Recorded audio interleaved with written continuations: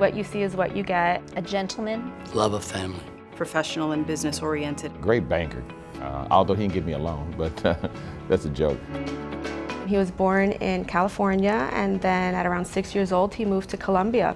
And he lived and he was raised in Colombia for a few years, and then he moved to Miami Beach at 12, 13 years old. At that point, he didn't know English, and so he had to learn the language all over again. He had a lot of trials moving forward, and so him being successful now and giving back to the community is really a tribute to who he is.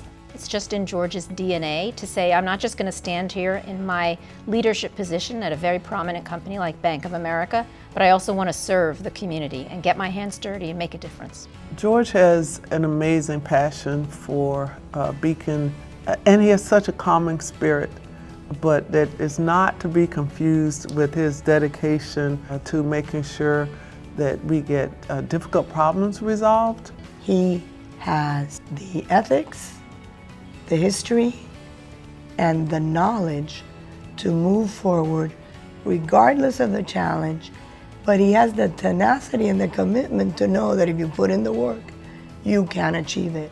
Most of us come from different lands, some of us speak different languages, and George embodies all of that, and he really embraces Miami and the diversity that Miami brings in all shapes and really works with it. Miami is him, and he was the perfect chair at the perfect time for the Beacon Council. He just connects with others. It's the whole passion of him wanting to learn about different organizations, different companies, bringing that to the Miami community. George comes across as a, quote, regular person, but with great leadership skills.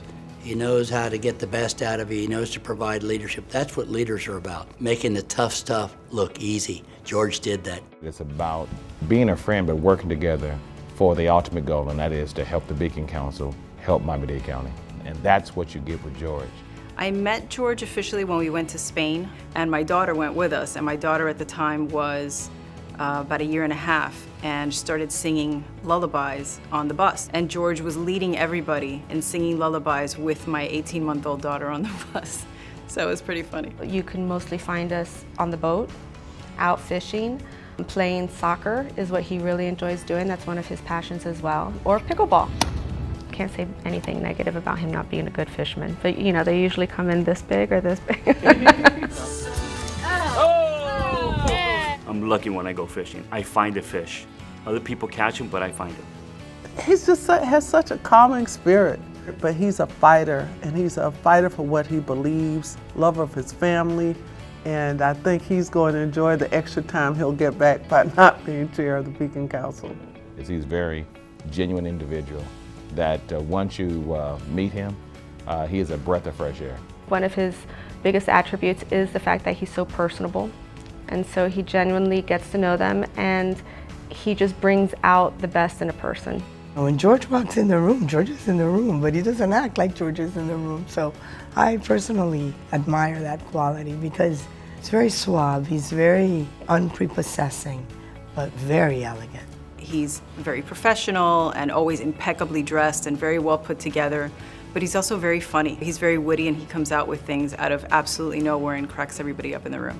I can't even remember a call where he didn't start a call, even in the most difficult of days, with a caring and patient smile, strategic confidence, and of course inherent kindness in everything he does. You know, you can't get a rise out of him. You can never get him mad. I've tried multiple times to be unvarnished Gary, and it doesn't faze him one bit. He just rolls along with the punches. He is a very family man. He's been the soccer coach for my daughter. He made every baseball game for my son, or any orchestra concert that we would go and watch. No matter how busy he is with work or what he has going on, he will schedule and make sure his family comes first. And that's the one thing that I know. I've always have my partner there to back me up, and it's a solid front with our kids. He's a great dad. He's always there when I need him or if I just want to talk. I love listening to my dad talk about his day, about what meeting he had, or if he met a new person, or if he was able to catch up with an old friend over a lunch meeting. He's always teaching me something, whether it's helping me with my homework or teaching me how to play soccer. He was my club soccer coach when I was younger.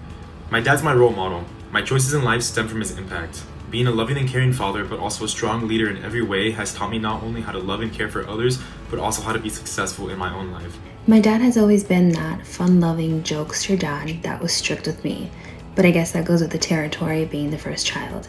He's taught me that in order to be successful, you need to be committed, devoted, hardworking, and lead by example, which is what I think makes him a great leader. I hope people say that I was respectful, and I really enjoy talking to everybody. Humble, understands where everybody came from, and I truly admire what everybody does and all the heavy work and heavy lifting they did. He publicly promised me that he was going to hold my hand through the entire process, so I am holding him to that. She has her hands full.